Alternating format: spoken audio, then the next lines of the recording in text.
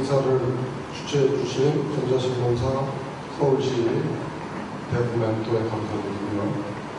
그리고 제가 여러분하고 나누고 싶은 얘기는 여러분들이 이제 전 세계적으로 최고의 어떤 소프트웨어 엔지니어로 성장하기 위해서 요즘 갖춰야 될 지식이라든가 경험 그런 걸 같이 공유하는 시간을 갖도록 했습니다. 대부분 내용도 여러분이 다 잘 알고 계신 내용일 것 같은데 같이 한번 정리하는 차원에서 들어주시면 되겠습니다.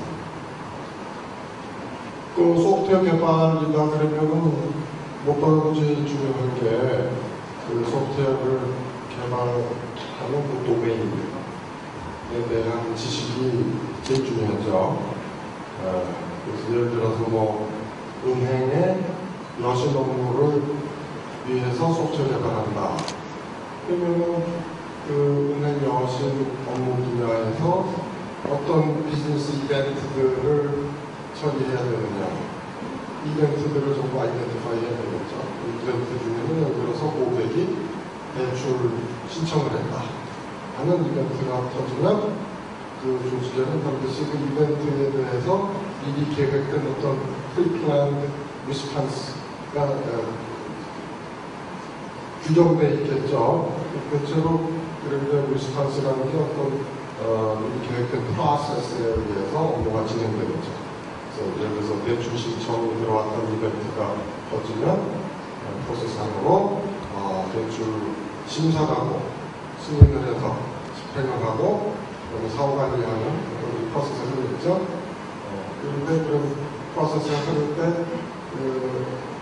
직원들이 하는 그 단위 업무별로 정보들이 필요하겠죠. 대출 심사할 때는 고객의 신용정보가 중요한 거 아니겠어요? 고객이 필업해서 낸 대출 신청 내역이라든가 이렇게 해서 기본적으로 이벤트 프로세스 인포메이션 도메인에 저게 가장 중요한 거죠. 저게 흔들리면은 뭐 소프트웨어 잘 만들 수가 없으니까. 그래서 이제 소프트웨어 개발자들이 개발 기술에만 너무 신경 쓰다 보면은 이렇게 넥스트 스텝으로 컨설팅을 해야 된다든가 애널리스트가 된다든가 아키텍트가 된다든가 이거 상당히 힘들어요. 그래서 어느 한 도메인을 붙잡으셔야 돼. 금융 쪽을 내가 파고들겠다든가 전자정부 쪽을 파고들겠다든가 아니면 뭐 휴대폰의 인베드 소프트웨어 분야를 파고들겠다든가 도메인을 잡으셔야 됩니다. 그래서 도메인이 충분한 이해가 됐으면 그 고객들의 요구사항을 잘 조사를 해서 결국 소프트웨어 만드는 데 있어서 어떤 리퀘어먼트를 명사화해놓고 소프트웨어 만들 거냐. 그죠? 예를 들어서 사용자들이 얘기하는 자기네들의 요구, 비즈니스 리퀘어먼트하고 거기서부터 분석을 통해서 도출해내는 소프트웨어 리퀘어먼트는 이거 전혀 다른 거여야 된다. 이런 거예요. 그러니까 내가 볼 때 소프트웨어 개발자로서 가장 중요한 스킬은 소위 requirement engineering 스킬이다. requirement engineering. requirement engineering 보통 4단계로 가죠. 4단계. 첫 단계가 requirement elicitation. 사용자들한테 어떤 요구가 있나를 수집해내는 과정이죠. 인터뷰도 하고 무슨 이렇게 워크숍도 하고 이렇게 일단은 다 수집을 해놓은 거죠. 의사들이 쓰는 분석도 하고 그래서 두 번째 단계가 requirement analysis. 요걸 잘 안 해내는 게 참 큰일이에요. 요구 수집했네? 소들이 이런 요구 있으니까 알겠다. 이거를 이제 독립하고 짜서 요구대로 해드려야지. 그렇게 하면 아무 효과가 없어요. 정보 시스템이라든가. 인벤트 소프트도 마찬가지죠. 고객의 사용자 요구가 들어왔으면 그 사람들은 현재 자기네가 하고 있는 방식에 대해서 얘기를 합니다. 거기다 IT를 투자한다는 것은 현행 방식을 radically redesign-해서 굉장한 퍼포먼스 임프루먼트를 하겠다고 투자하는 거죠. 그게 지금 현행하고 있는 고객들이 얘기하는 거를 어떤 투비, IT가 어떤 IT를 접목시켜서 어떤 새로운 투비 모습으로 가져가느냐. 그게 이제 requirement analysis. 그 분석. 거기에서 이 진짜 소프트웨어 엔지니어의 최고의 역량이 필요한 부분이거든요. 그걸 잘하면 구축된 시스템이 정말 그거를 사용하는 기관에 큰 성과를 내는 것이고, 어떤 부서의 헤드카운트가 조금 이따 조금 예를 보여드릴 텐데 500명에서 10명으로 500명짜리 부서를 10명으로 줄일 예를 보여드릴 텐데 헤드카운트를 줄이려든가, 그래서 대출 아까 프로세스 같으면은 그 사이클 타임을 사흘 걸리는 거를 반나절로 줄이려든가, 또는 그 대출 심사할 때도 퀄리티, 돈을 잘 갚을 사람을 선정하는 그런 부분에서 속도가 70%였는데 95%로 올리려든가, 이런 경우 IT를 투자하는 거예요. 소프트웨어 엔지니어들의 미션이라는 거는 IT의 지식을 가지고서 특정 도메인에 대한 깊은 이해랑 분석을 통해서 그 현업사람들이 상상도 못했던 효과를 낼 수 있는 그런 분석 결과를 내야 된다. 그죠? 그래서 이제, 그 다음에 이제 requirement analysis가 되면은, 그래서, 야, 요번에 구축하는 소프트웨어가 어떤 정보를 DB에 담아놓고, 어떻게 프로세스를 리엔지니어 해서, 어떤 유저 익스피리언스를 주면서 만들어져야겠다 하는 소프트웨어 개발에 대한 requirement를 스페시피케이션 해야 돼요. 그래서 requirement engineering 아니지, requirement elicitation, requirement analysis, requirement specification. 여기서. 그 다음 마지막에 requirement validation. 이미 테스트 시나리오가 requirement 단계에 다 달아져 있는 테스트 시나리오. 블랙박스 테스트 시나리오들이. 그 기본입니다. 만약에 여러분들이 현재 그런 포멀한 액티비티를 안 하고 있다. 그러면 세계적인 소프트웨어 엔지니어는 될 길이 없어요. 지금이라도 내가 안 하고 싶다. 그럼 빨리 책을 사서 보세요.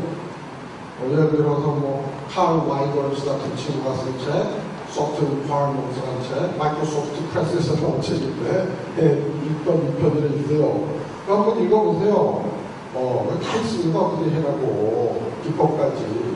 이 공부를 하고서 엔지니어링을 하셔야지, 안 그러면 성장이 딱 어느 선에서 끝나버려요.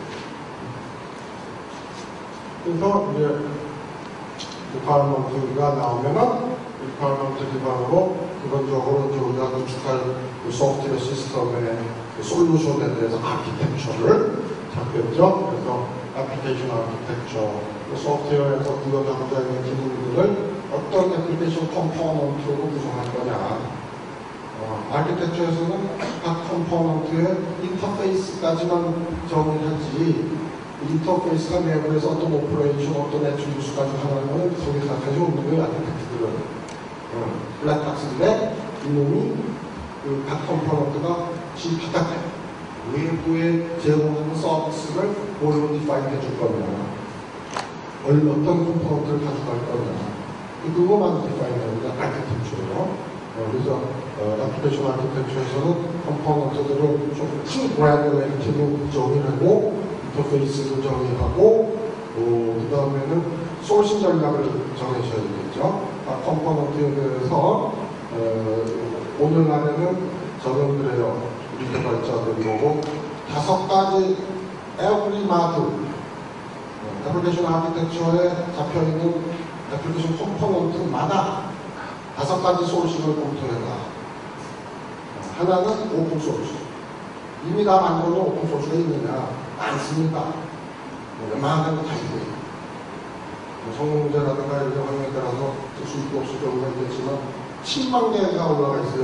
소스 코드 같은 데서. 웬만한 이런 보호명적인 기능들은 오픈소스 다 있어요. 첫 번째 오픈소스 찾아라. 두 번째는 싸고 좋은 패키지를 찾아라. 왜? 내가 그거 만드느니 그거만 전문적으로 밥 먹고 그거만 만드는 사람을 싸게 쓰는 게 낫죠. 패키지를 찾아라. 그 다음에는 이미 그 사용자 기반에 있는 레거시 시스템에서 쓸만한 기능들이 있는지를 찾아서 랩핑을 해서 요즘 웹 서비스 같은 거 랩핑을 해서 위유주해라, 위유주. 이것도 안 되면은, 아직은 우리나라에 많지 않습니다만은, 미국 같은 데 많죠. 소위 소프트웨어 서비스. 그냥 서브스크라이브 해서 이 펑셔널리티를 그냥 유시지 베이스로 쓸 수 있는 그런 SaaS 벤더가 없냐. 찾아보자. 셀스포스 같은데 웬만한 걸로 애플리케이션을 쉽게 거기서 내가 나한테 맞는 거를 만들어서 서비스가 될 수 있어요. 우리나라도 좋은 걸로 하는 게 없지. 그 다음에 마지막에 뭐야? 카스텀 디벨롭먼트. 맨 땅에 헤딩하는 거죠. 처음부터 내가 만들어 보는 거죠. 이거는 컴포넌트 단위에서 6가지 소싱의 디시전을 해봐라. 지금부터 그런 거를 얘기합니다. 그 다음에 이제 뭐니 해도 이게 그래서 비즈니스 도메인도 그렇고 공업 제품에 들어가고 휴대폰이다, 자동차다, 배다 하는 데 들어가는 소프트도 그렇고 정보 시스템이 있지 않습니까? 인포메이션 마들이 가장 중요한 거예요. 인포메이션 마들이 제대로 안 되면은 애플리케이션도 될 수가 없죠. 될 수가 없죠. 이거를 읽어다가 프로세싱 하는데 정보 표준화라든가 정보의 어떤 스매틱 마들링, 그다음에 터미널로지 같은 것들을 표준화해서 사용자하고 컨센서스 기록을 하고 가장 기초적인 거예요. 그런 작업이 사전에 안 된 상태에서 소프트웨어 만들면 사용성이 무지하게 떨어집니다. 사용성이 떨어질 뿐 아니라 뒷다 만들어내는데 막상 경영에 주는 성과가 거의 없어요. 있으나 마나한 시스템들이 한마디로 종이에 대고 한다고 화면에 대고 한다고 생각은 절대 안 올라가요. 그래서 지금부터 인포메이션 마들링, 데이터 마들링, 엔티티 릴레이션십 다이어그램은 필수의 필수듯이 소프트웨어지. 그게 자신 있게 못한다. 내가 아무 도메인이나 들어가서 도메인에 대한 이해가 생기면 고객하고 얘기하면서 그들이 가지고 있는 컨셉트, 터미널로지 이런 거를 이해한다 이런 걸 그 자리에서 착착착 들려가면서 릴레이션십 맺어주고 제너럴리제이션하고 스페셜리제이션하고 캐러리제이션하고 카드 매니티베이션 정해지고 이걸 그 자리에서 쭉쭉쭉 들릴 수 있다. 그러면 소프트웨어 좀 포기하는 게 나아요. 그걸 못해요. 그래서 이제 그런 부분들을 반드시 지금 내가 충분한 스킬이 없다 그러면 그것부터 해시라고요. 어디다가 배울 분들이. 그 다음에 이제 이것도 수준하죠. 인프라스트럭처, 미들웨어 밑단. 보통 저거는 이제 소프트웨어 엔지니어들보다는 테크니컬 아키텍트들, 시스템 엔지니어들이 하는 영역인데, 이것도 예를 들어서 미들웨어라든가 EMS라든가 이거는 소프트웨어 엔지니어가 잘 알아야죠. 이걸 코어를 해서 그 기능을 쓰면서 프로그램 짜야 되니까. 그래서 이 세 가지를 미리 아키텍처를 블루프린트를 정해놓고 개발에 들어가면은 요새는 이제 그 유저 익스피리언스 디자인, 코딩 테스트 굉장히 중요하죠. 특히 웹 2.0에 가면서 미치 인터넷 애플리케이션 이런 데서 그렇게 화면을 잘 이렇게 인터랙티브하게 만드는 것도 중요하지만 UX에서 진짜 중요한 부분은 소위 인터랙션 디자인이에요. 인터랙션 디자인. 이거는 이제 여기서 비즈니스 프로세스가 여기서 유즈 케이스 시나리오로 스펙이 나오면서 유즈 케이스 시나리오라는 게 결국 사람이 사용자가 뭐하고 컴퓨터가 뭐하고 사용자가 뭐하고 시스템이 뭐하고 이게 쭉 훌륭하게 시나리오가 시나리오에서 그러면은 사람이 시스템하고 인터페이스하는 부분 그걸 쭉 엮은 워크플로우 하는 워크플로우 그죠?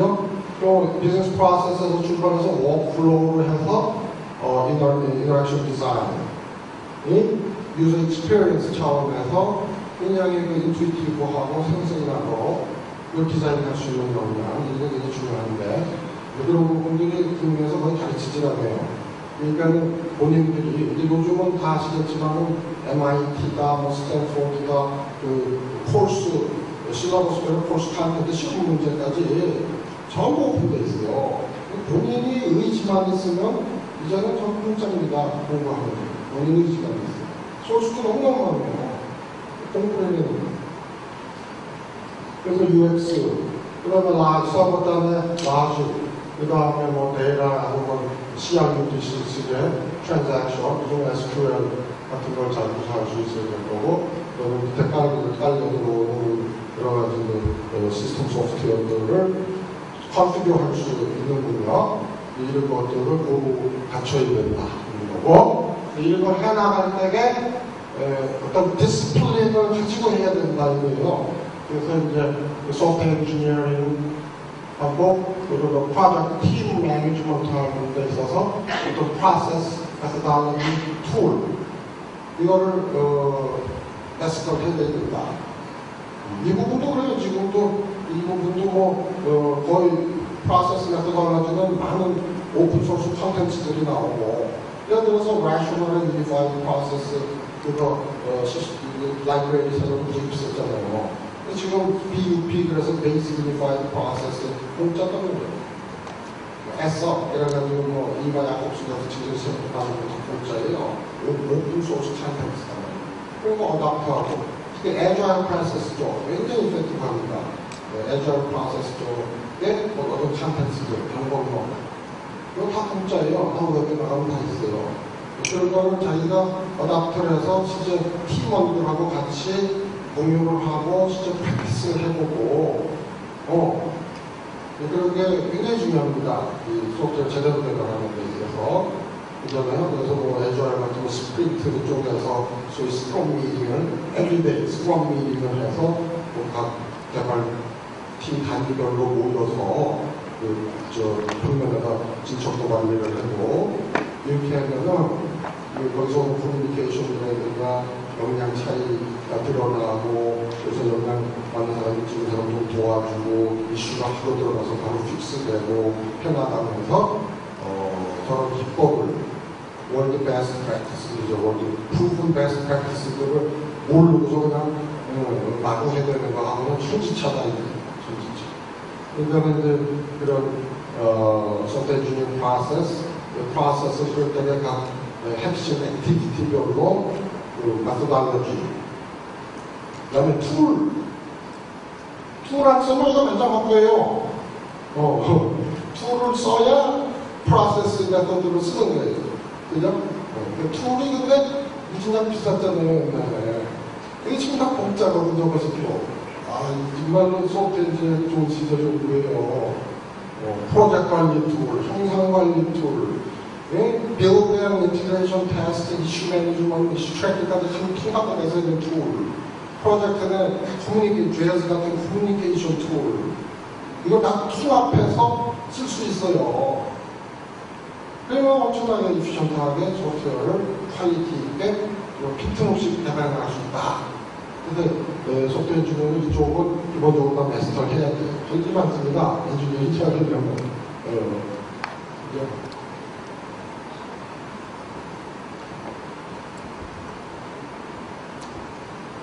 그래서 이제 소프트웨어 엔지니어들이 목표라면은 쪽 퀄리티의 소프트웨어를 짧은 기간에 적은 원가를 써서 만들 수 있으면 되는 거죠. 근데 이제 퀄리티라는 게 대체로 이제 크게 둘로 나눠볼 수 있어요. 사용자가 관찰 가능한 퀄리티가 있고, 사용자가 알 길이 없는 퀄리티가 있어요. 그죠? 관찰 가능한 거는 소프트웨어가 주는 기능이라든가, 펑셔널리티라든가, 사용성이라든가, 성능이라든가, 가용성, 보안, 이런 거는 사용자가 익스피리언스가 되죠. 근데 지금 자기가 쓰고 있는 소프트웨어가 쉽게 모디파이어블 하냐, 메인테이너블 하냐, 뭔가 소프트웨어에 대해서 변경할 필요가 있을 때 쉽게 바꾸면서도 그 퀄리티가 유지되는 그 메인테이너빌리티 문제. 이거는 사용자가 알 길이 없죠. 안에 내 구조 문제입니다. 아키텍처 스타일 문제잖아요. 저걸 해주려면. 그죠? 그 다음에 리유서빌리티. 요새는 경영 환경 문제는 빨리 바뀌고, 공업제품, 휴대폰 같은 거는 경쟁이 심하니까 희소스러운 맛을 만들어내야 되고 했는데, 삼성전자 같은 건 한 달에 몇천 개씩 마들을 만들어내야 되는데, 조그만 마들 하나 만들 때마다 스크래치해서 다시 만들면 그게 되겠습니까? 에비에이션 있는 부분만 바꾸고 공통적인 부분을 리유스할 수 있어요. 리유스. 이 비즈니스 마찬가지예요. 리유서빌을 하는 소프트웨어는 리유서빌이 포러빌리티, 플랫폼 계속 바뀌어요. 플랫폼 미들웨어 이하가 계속 발전하면서 참 바뀐다. 경쟁력 있는 제품이 바뀌고 같은 제품에서 업그레이드된 버전이 자꾸 나오고 할 때 시중 퀄리티 발수 이런 문제인데 지금 뭐 여러분들이 많이 우리가 버즈워드들 서비스 오리엔트다 그 전에 뭐 성공 베스트 어워드를 해야 된다는 또 그 전에는 또 뭐 합작 오리엔트 어워드가 좋다는 하는 얘기들 그렇게 소프트웨어 공간의 기본 방식 그거는 다 여기 포커스돼요. 소화가 추구하는 게 뭐예요? 결국엔 메인테이너빌리티하고 유저빌리티. 소화를 내가 하면은 펑셔널리티가 좋아져요. 이거 상당한 얘기죠. 퍼포먼스 좋아져요, 소화하면? 조금 나빠지죠. 예. 왜 소화한다고 나를 못 때문에. 예. 때문에 하는 거는 소프트웨어라는 거는 아무 팀장 모아놓고서는 만들어도 사용자들이 쓰기에 퍼펙트하게 만든 소프트웨어를 어떻게 만듭니까? 만들었어. 프로덕션 집어넣으면 바로 다음 주부터 고쳐줘야 되거든요. 또 기업이라는 게 스태틱합니까? 이 금융 같은 걸 보세요. 요새 뭐 작품법 한다고 그냥 완전히 차세대 성으로 바꿔야 되지. IFRS 한다고 뭐 국제회계 기준을 도입해야 된다고 모든 금융이 이거 해야지. 금감원에서 수시로 새로운 내놓지. 옆에서 이상한 상품 자꾸 만들어내니까 따라가지고 뭐 파생 상품이니 상품을 한 몇백 개씩 만들어야지. 어떻게 가만히 있는 소프트웨어가 있어요. 바꾸기 좋은 소프트웨어가 제일 잘 만든 소프트웨어. 지금 나오는 모든 패러다임은 바꾸기, 빨리 바꿀 수 있는 소프트웨어를 만들 수 있는 방법들이에요. 지금 소화라든가 이런 것들이. 그래서 특히 여기 이제 예가 있는데 이게 실제 미국의 한 기업에 정보 서브시스템들을 전부 열거하고 콜라보레이션 다이어그램이라고 볼 수 있죠. 서로 호출하는 것들을 했다면요. 꽤 유명한 미국의 회사인데 막상 그 여보는 이렇게 생겼어요. 이 메인테인업을 하는 시스템입니다. 이게 완전 스파게티. 저렇게 그걸 극복해보자 하는 게 소화다는 기본적으로. 그래서 지금 여러분들이 정말로 앞으로 5년 후, 10년 후 하면서 정말로 국제적인 뭐 자바 완 컨퍼런스나 뭐 이런 데 키노 스피커로 가서 정말 개발자들을 그렇고 강연도 하시고 오픈소스 만들어서 무슨 라이너스처럼 리누스처럼 혼자처럼 무슨 OS를 하나 작성한다든가 다들 이렇게 되셨니까요. 그러려면 지금 오늘날 지금 앞에서 뭐 대충 이런 부분들을 다 공부하셔야 되겠지만 근데 이제 그 중에서 또 기술 패러다임을 지금부터 공부를 하면서 조금 전에 또 뵙게요. 저게 부지런히 그걸 해놔야 모든 변화는 기존의 마지막 웨이브에서 변화가 일어나기 때문에 뭐까지 빨리 캐치업을 해놔야 다음 변화가 올 때 빨리 따라간다 이거예요. 그래서 뭐 많이 있겠지만 몇 가지 제가 좀 해보면 마들 기반의 개발, 마들 주의 기반. 옛날부터 저는 기본이죠. 기본적으로 해내는 거지. 근데 요새 엄청나게 더 할 수 있는 툴들이 펼쳐집니다. 지금에서 서비스 아키텍처 스타일에서는 서비스 오리엔티드 아키텍처. 그 다음에 이제 웹 애플리케이션 쪽에서 웹 2.5. 그다음 미드웨어가 계속 진화하고 있어요. 미드웨어. 그다음에 오픈소스 소프트웨어, 새 트렌드죠. 소프트웨어 서비스. 이렇게 나도 필수가 이래요. 예를 들어볼게요. 이게 이제 진짜 포드가 요즘 포드 망해가니까 생각이 없지만은 포드 자동차가 1980년대 말 정도에 실제로 구축한 시스템이에요. 포드에서. 이게 뭐냐면은 공장에서 자동차를 조립하려니까 부품이 필요하죠. 주문을 해요.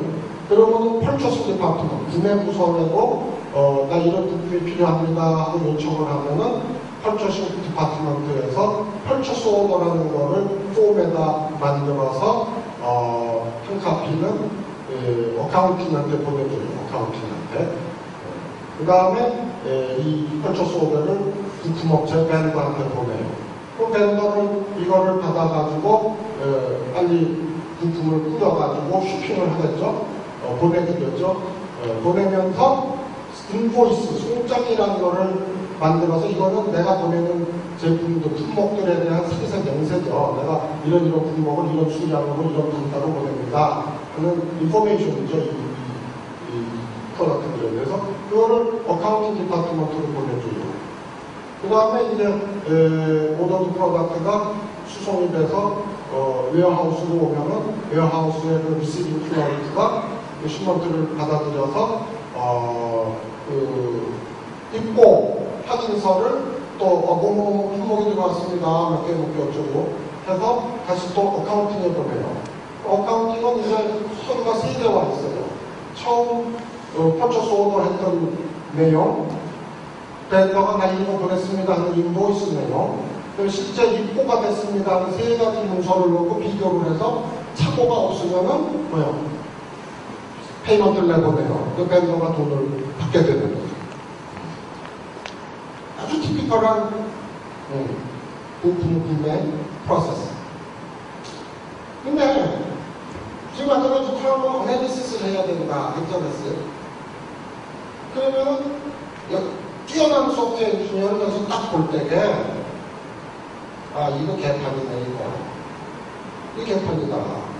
왜 이 부분을 살까 사람들이 이럴 필요가 없는데 이렇게 발산이 시작돼요. 네? 진짜 필요한 게 뭐냐면 딱 거야. 진짜 필요한 거. 공장에서 나 뭐 필요하다. 정보를 할 수 있어요. 이게 있어요. 전주 좋을 때니까. 그죠? 그 다음에 뭐예요? 그거를 벤더한테 알려서 야, 나 이거 필요하니까 보내. 그러면 얘가 프로덕트 보내. 받아서 공장에 가져오고 그 다음에 페이먼트 해. 그죠? 여기서 요 박스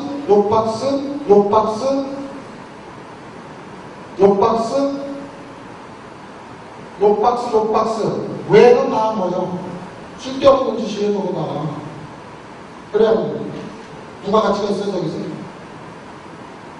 밸류 체인에서 누가 가치를 일으키냐고 저 중간 스태프들이. 제가 가면 저 non-value added activity들 그런 거를 찾아내는 게 어나리시스예요. 이 어나리시스를 할 줄 모르면 소프트웨어 엔지니어는 가치가 안 도는 거예요. 그냥 수명 공에 불과한 거야. 뭐 스펙 주문 안 되다가 자가 짤줄 압니다. 여기다 부탁해서 했습니다.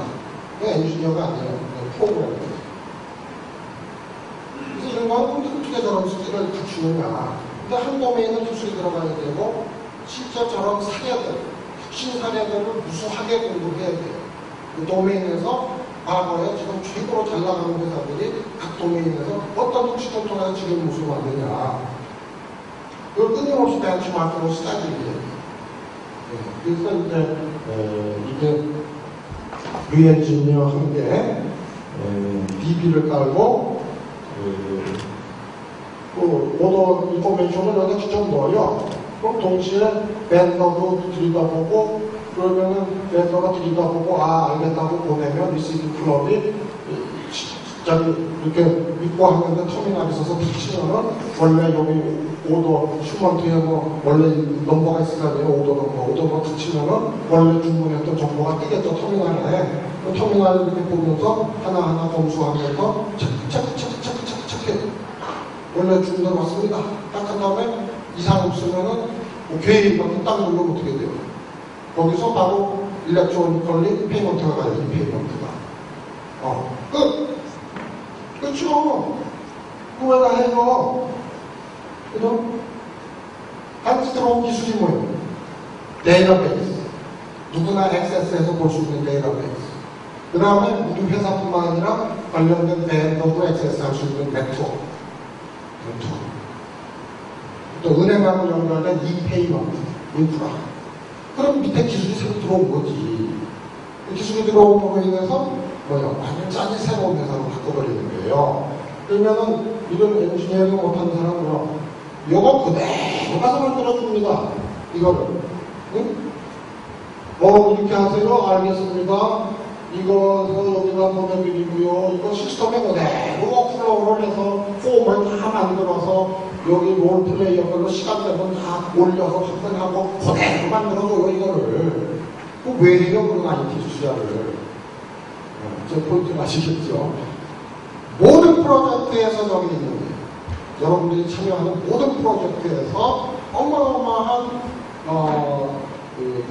리소스를 세이브할 수 있는 아이디어를 거기서 밸류가 크리에이트 돼요. 그렇게 하는 많은 스킬이 필요해요. 그래서 여기 보면은 인보이스가 없어지고 이 경우에 포드 그 어카운팅 디파트먼트에 500명을 10명으로 줄였어요. 근데 이게 뭐예요? 어카운팅에서 10명을 왜 남겨놨냐? 여기서 익셉션을 핸들링. 유출되다 보니까 잘못 봤어. 그럼 뭐 익셉션만 여기서 리시브 클러크가 보고를 해요. 어카운팅에서. 원래 구매랑 다른 게 왔습니다. 그럼 이제 10명이 모여서 그거만 해결해요. 예외 조치만. 그래서 이거는 이게 많이 쉽지.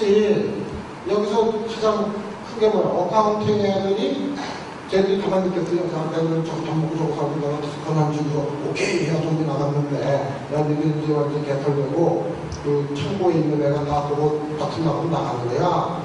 응? 그 회계부서님 애들 뭐라 그래? 뭐 이래서 안 되고 저래서 안 되고 클럽 애들 어떻게 믿어요? 뭐 별소리 나야겠지. 그거를 다 변화가 있는데 주인이 변화가 있는 그잖아요. 그래서 인파워 현장에서 실시간으로 그 정보가 입수되는 그 순간에 처리할 수 있는 거는 처리해라는 거지.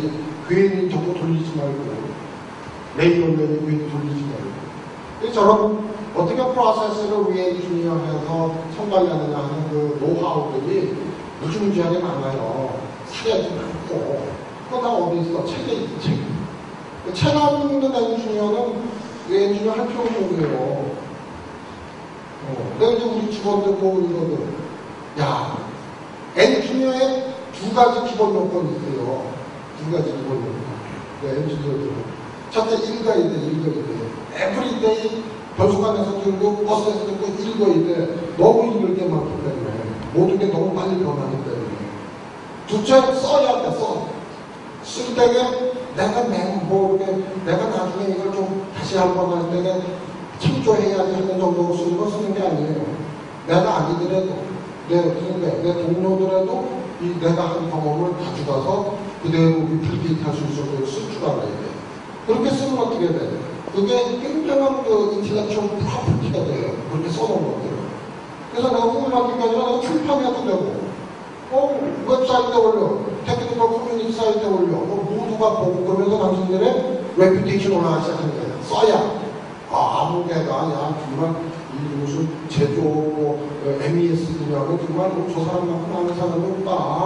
그 레퓨테이션이. 그러면 여러분들하고 100살까지 살거든, 보통. 의학의 발달해서. 그 100살까지 먹고 살아야 되는데 어떻게 먹고 사냐, 이게 중요해요. 레퓨테이션은 좀 먹고 살아요. 읽는 거랑 쓰는 거 안 하면 빨리 정확하게 놓게 나요. 여기서. 그러지 않고 그냥 프로그램 좀 짜고 이거 좀 나중에 또 봐서 못 봐야지. 모르니까 엔지니어가 세계적인 엔지니어가 되겠다. 소프트웨어 엔지니어가. 오늘부터 읽고 써야 돼요. 저거 붙잡혀야 써야 돼. 왜 써야 돼? 왜? 내가 뭐 했다. 이거 하다가 뭐 했다도 방송 나는 기억이 나지만 여기서 그래요. 뭐 했는데 왜 내가 이렇게 했다. 왜 이렇게 써야 되고 왜 이렇게 충격이 시켜줬다를 다 써야 돼. 그렇게 이제 살아남는 엔지니어랑 실패하는 엔지니어의 기본 차이. 읽고 쓰기 편해.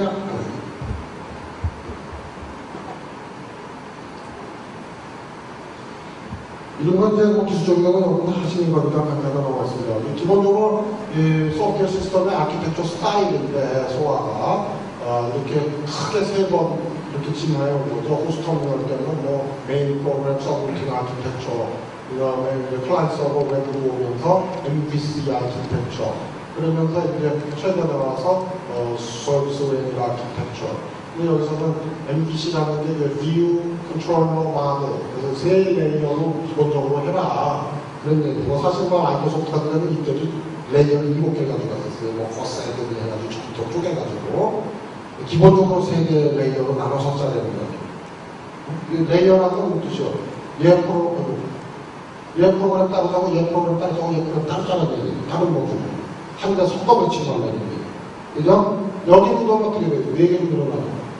보통은 컴파스 애플리케이션, 비즈니스 프로세스로 연결되는 컴파스 애플리케이션, 이게 진짜 애플리케이션이죠.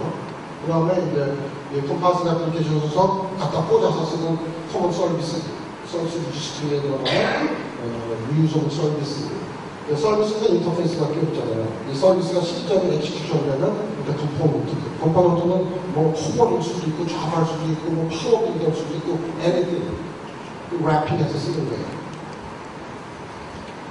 그래서 이제 소화를 여러분들이 많이 하려고 그러는데 지금 한국에서 소화하는 거 보면 대충 ESB 같은 걸 써서 애플리케이션 인티그레이션 하는데 웹 서비스를 써서 ESB를 써서 이렇게 앱 인티그레이션 하는 기술로는 상당히 프로젝트들이 진행되는데 실질적으로 비즈니스 프로세스가 별도 레이어로 매니지되는 그래서 프로세스 오케스트레이션이 되는 쪽에 임플리멘테이션 한 거는 거의 없어요.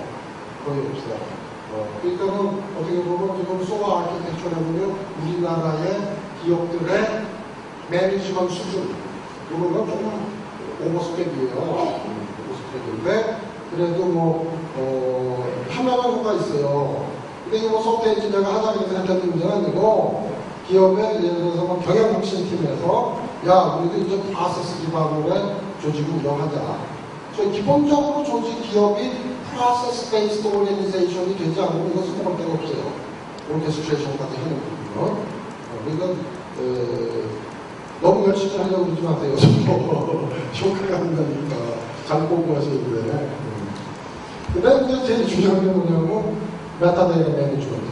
메타데이터가 매니지 안 되는 회사는 소화하면 안 돼요. 골고라면 하지 말라 그래요. 소화라는 건 뭐예요? 서비스를 하나 만들어서 사이로로 만들어서 구성 하나 만들어서 쓰는 거를 서비스로 해서 디스크리트한 서비스를 리파지트해 놓고 여러 부서가 공유하게 되는 거예요. 그 서비스를 공유하려면 그 서비스가 나한테 주는 정보. 그러니까 내가 익스펙트하는 정보여야 돼. 근데 전에는 내 맘대로 내 걸 만들어서 거기 사이로.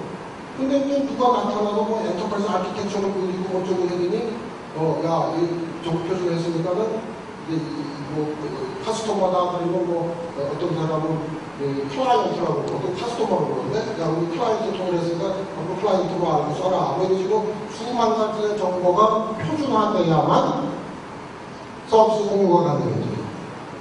그래서 가르트너에서도 이렇게 열심히 프로모트를 하고 있듯이 소화라는 것은 일단은 메타데이터 매니지먼트를 제대로 안 갖추면 거품입니다. 그래서 이제 여러분들이 지금 아직 주니어 엔지니어들이라면 데이터 마들링만큼은 정말 컴포터블하게 할 수 있어요. 그거 안 하면 엔지니어링 안 하게 돼요. 모든 건 시멘틱스예요. 모든 것은 결국에. 소화라고 합니다. 그리고 앞으로도 어떤 패러다임이라도 그건 마찬가지예요. 그래서 이거 한번 읽어보시고요. 웹 2.0은 저는 그래요. 웹 2.0은 세 가지로 봅니다. Rich Internet Application, 뭐 Flex, Ajax 이런 거죠.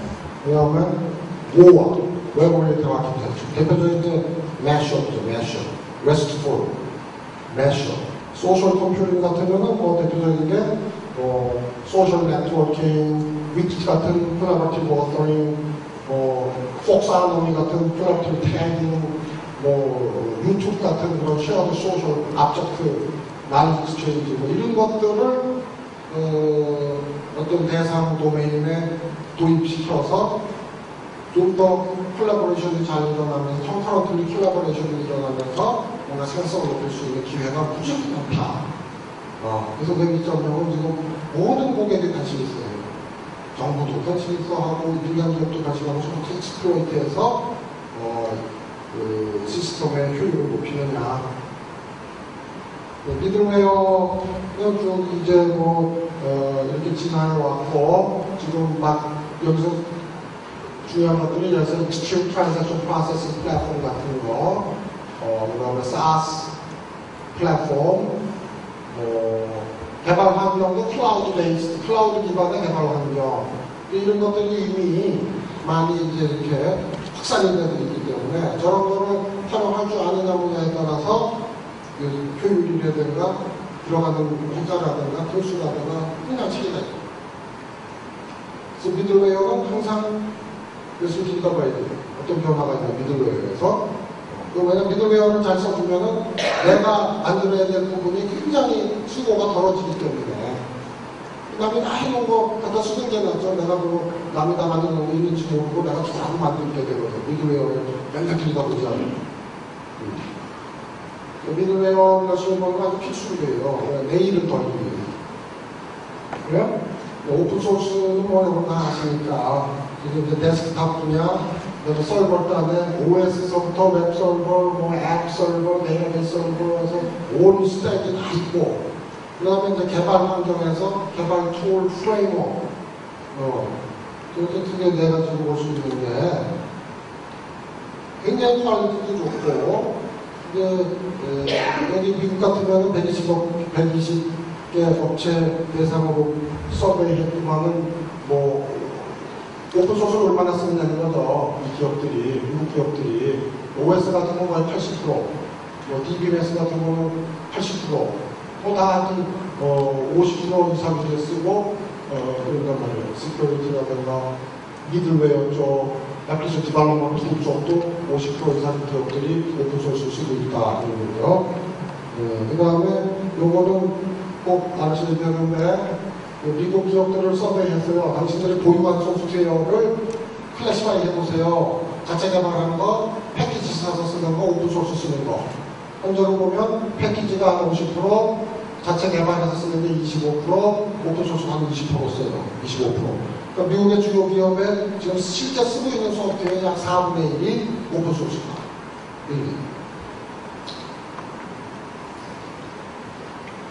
이거 뭐 삼성 SDS에서 스프링 기반의 자바 애플리케이션 개발 프레임워크 오픈소스로 저희가 내놨고 거의 한 달에 10,000건씩 다운로드 해가고 이미 이제 중소 소프트웨어 업체들 예를 들면 UNG, BPM 기반의 UNG라든가 GIS 다운 또 이번에 GIS 쪽에 또 회사가 지금 프로덕트들을 전부 애니프레임 자바에 풀팅했어요. 그래서 지금 많은 중소 소프트웨어 업체들이 기본적으로 우리가 제공하는 오픈소스 자바 프레임워크 기반으로 갑니다.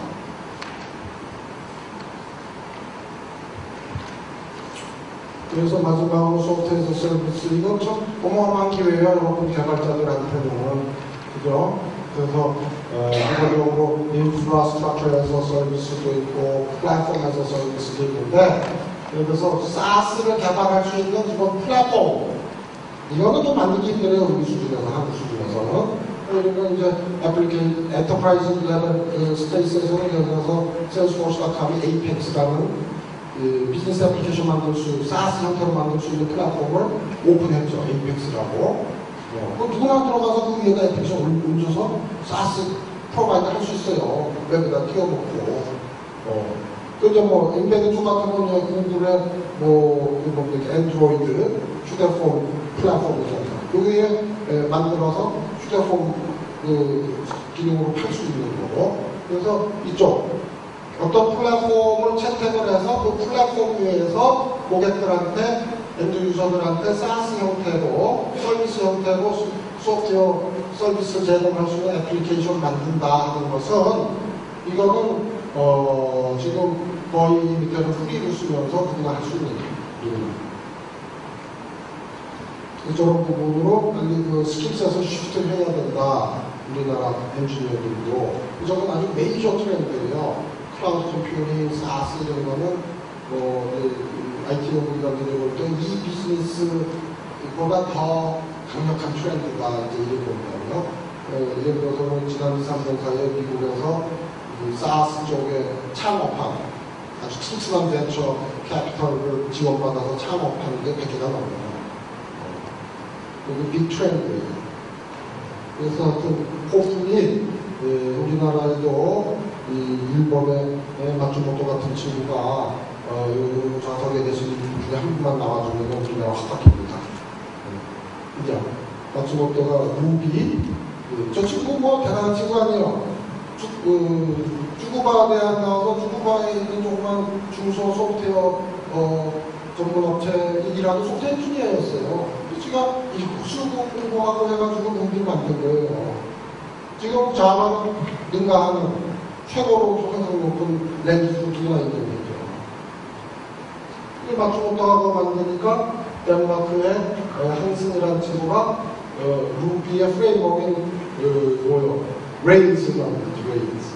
그랬더니 또 미국에 있는 위긴스라는 친구가 루비 위에 레일즈 위에 루비 애플리케이션 개발할 수 있는 개발 클라우드 사이트를 만들었어요. 그래서 루비 개발자들은 그냥 공짜예요. 저기 접속만 들어가면은 그 안에서 프레임워크 쓰고 뭐 거기 들어있는 서포전이니 여러 가지 그 개발 툴 다 써서 거기서 개발해서 다 테스트하고 다 끝나면 좀 다운로드 해가지고 쓰면 돼요. 개발 코스트가 0다. 얘들은 어떻게 그렇게 돈을 버는지는 나도 모르겠어요. 어떻게 저걸 유지했는지 누가 돈을 줘서 제가 하는 게 있는데 애들 너무 다 어린 애들 아니에요. 지금 이제 한 40초 됐는데 뭐 우리가 이해할 수 없는 그런 소프트웨어 에코시스템이 미국 국내에는 지금 새로운 패러다임으로 존재한다. 나도 잘 이해 못해요. 누군가 좀 연구를 해야 돼. 우리는 저거를 어떻게 테이핑할 수 있는가. 한번 생각을 못해서 생각 좀 이상입니다. 시간이 너무 많이 오버했죠. 질문 없으시면 시간이 없으니까 물어가겠습니다. 감사합니다.